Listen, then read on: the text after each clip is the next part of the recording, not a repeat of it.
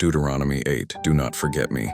Be careful to follow every command I am giving you today, so that you may live and increase and may enter and possess the land the Lord promised on oath to your ancestors.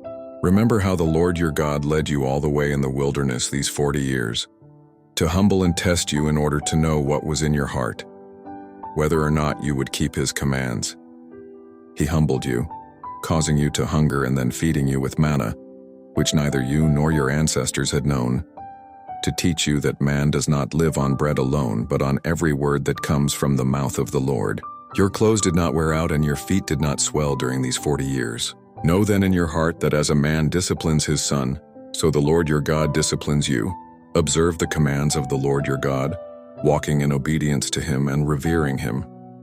For the Lord your God is bringing you into a good land, a land with brooks, streams, and deep springs gushing out into the valleys and hills, a land with wheat and barley, vines and fig trees, pomegranates, olive oil and honey, a land where bread will not be scarce and you will lack nothing, a land where the rocks are iron and you can dig copper out of the hills. When you have eaten and are satisfied, praise the Lord your God for the good land he has given you.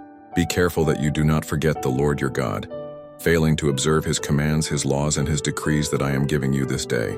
Otherwise, when you eat and are satisfied, when you build fine houses and settle down, and when your herds and flocks grow large and your silver and gold increase, and all you have is multiplied, then your heart will become proud, and you will forget the Lord your God, who brought you out of Egypt, out of the land of slavery.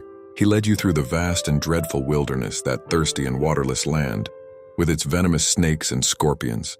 He brought you water out of hard rock.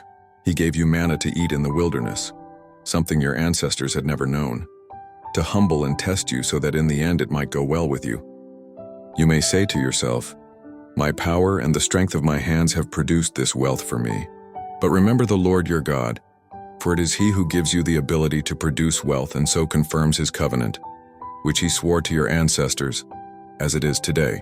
If you ever forget the Lord your God and follow other gods and worship and bow down to them, I testify against you today that you will surely be destroyed, like the nations the Lord destroyed before you. So you will be destroyed for not obeying the Lord your God.